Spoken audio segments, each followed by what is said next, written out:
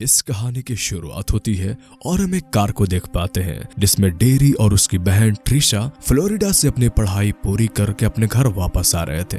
ट्रिशा अपने दोस्तों से दूर होने पे काफी दुखी हो रही थी तो उसका भाई उसे हंसाने के लिए कुछ जोक सुनाता है, लेकिन अचानक एक पुराना ट्रक उनके पीछे आ जाता है और जोर जोर से हॉर्न बजाने लगता है। उस ट्रक को देखते ही डेरी और ट्रिशा दोनों डर जाते हैं और जल्दी से उसे रास्ता दे देते हैं। वो ट्रक वहाँ से चला जाता है। कुछ दूर चलने के बाद ट्रिशा डेरी को बताती है कि इस रास्ते पे अब तक कई लोग गायब हो चुके हैं। डेरी उसकी बात को एक मजाक समझता है और वो दोनों अपने सफर में आगे बढ़ जाते हैं। कुछ दूर चलने के बाद डेरी को वही ट्रक एक पुराने चर्च के पास दिखाई देता है। उस ट्रक का ड्राइवर ट्रक से किसी चीज को बाहर निकालकर उस चर्च के बेसमेंट में फेंक देता है और वो ड्राइवर उन दोनों को भी देख लेता है। उसे ऐसा करते देखकर ये दोनों बहुत डर जाते हैं और वहां से भागते हैं, लेकिन इस वक्त उस ड्राइवर ने भी इन दोनों को पहचान लिया था और वो उन दोनों का पीछा करना शुरू कर देता है। डेरी उससे पीछा छुड़ाने की बहुत कोशिश करता है, लेकिन वो ट्रक तो इनको धक्का मार देता है जिससे उनकी गाड़ी एक खेत में फंस जाती है और वो ट्रक वहां से चला जाता है। उस ट्रक को जाते देख डेरी और ट्रिशा दोनों चैन की सांस लेते हैं। डेरी सबसे पहले अपनी टूटी हुई कार को ठीक करता है और ट्रेसी से कहता है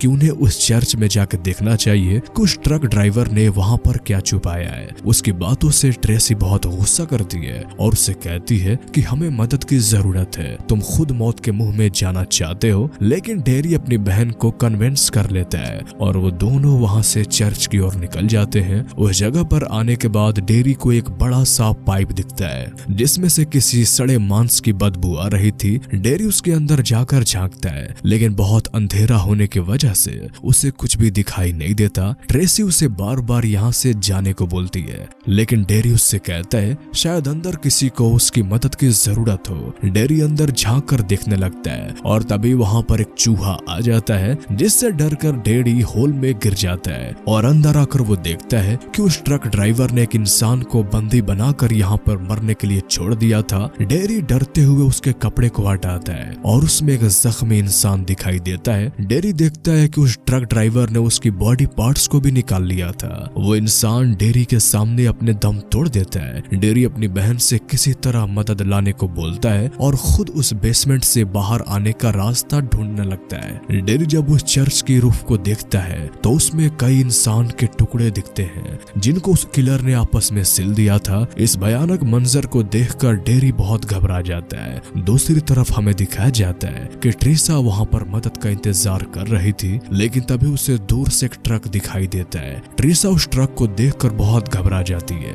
और वहां से भागने की कोशिश करती है, लेकिन वो ट्रक तो कोई और ही था। इधर डेरी भी उस बेसमेंट से बाहर आने में कामयाब हो गया था। डेरी ट्रिशा के पास जाता है, लेकिन ट्रिशा तो उसे देखकर बहुत डर जाती है और वो दोनों शहर की ओर निकल जाते हैं। रास्ते में ट्रेसी डेरी से पूछती है कि उसने उस बेसमेंट में क्या देखा, लेकिन डेरी उसे कुछ भी नहीं बताता। इसके बाद वो दोनों एक होटल के पास रुकते हैं जहाँ उन्हें वही ट्रक दिखता है जो कि उसी पुराने चर्च के तरफ जा रहा था। वो दोनों पुलिस को कॉल करके यहाँ पे बुला लेते हैं और तभी उनके पास एक अनजान लेडी का कॉल आता है जो उन्हें बताती है कि तुम दोनों की जान खतरे में है, वो मॉन्स्टर तुम दोनों को ढूंढता आ रहा है। वो लेडी उन्हें ये भी बताती है अगर कोई उन्हें जीपर्स क्रीपर नाम का गाना सुनाई दे तो समझ जाए वो राक्षस उनके आसपास ही है। कुछ देर में पुलिस उनके पास आ जाती है और वो उन्हें सारी कहानी बताते हैं, लेकिन पुलिस वालों को तो उनकी बातों पर यकीन ही नहीं होता। लेकिन तभी यहाँ की ऑनर घबराते हुए उन्हें बाहर देखने को बोलती है। उस किलर ने उनकी कार के सभी दरवाजों को खोलकर उनके सभी सामान को बिखेर दिया था। वो लेडी उन्हें ये भी बताती है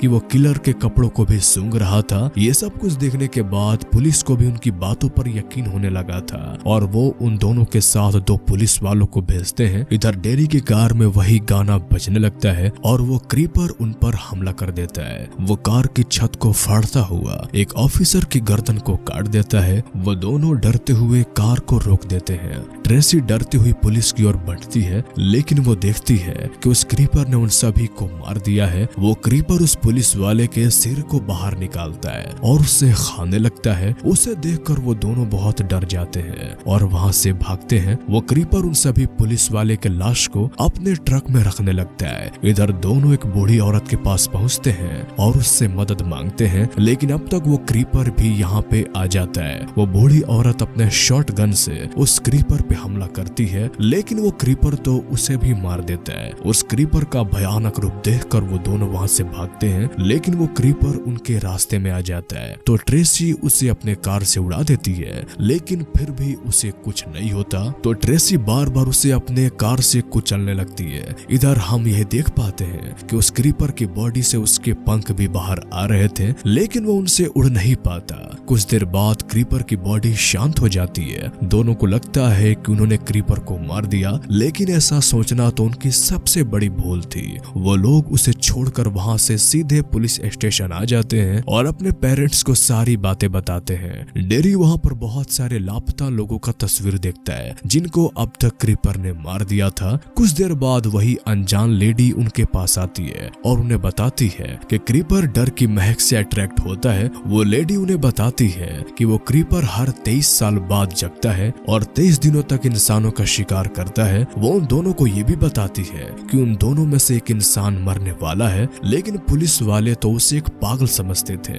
इधर हम देख पाते हैं कि क्रीपर जख्मी हालत में पुलिस स्टेशन तक आ गया था। उसके आते ही वहाँ की लाइट चली जाती है। जब एक ऑफिसर अपने कैदियों को देखने जाता है तो वो देखता है कि जेल का दरवाजा टूटा हुआ है और वो क्रीपर उन्हें बहुत ही बेरहमी से खा रहा था। ऑफिसर उसे देखते ही उस पे गोली चला देता है, लेकिन उसकी गोलियों का उस पे कोई असर नहीं होता।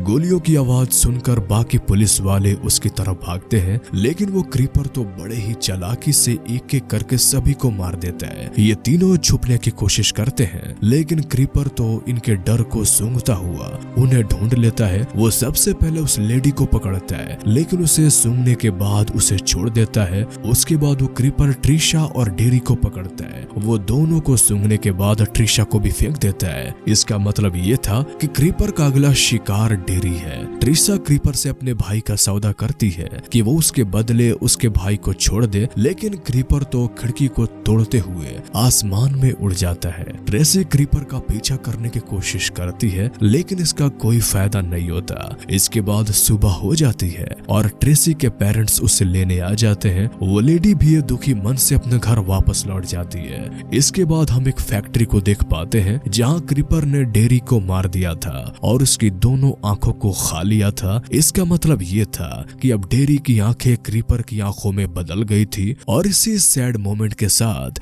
इस कहानी की एंडिंग हो जाती है। इस कहानी के अब तक 4 पार्ट्स आ चुके हैं। ये उसका फर्स्ट पार्ट है। अगर आप और भी पार्ट्स देखना चाहते हैं तो हमारे इस चैनल को सब्सक्राइब कर लें। तो फिर मिलते हैं आपसे अगले वीडियो में। तब तक के लिए गुड बाय।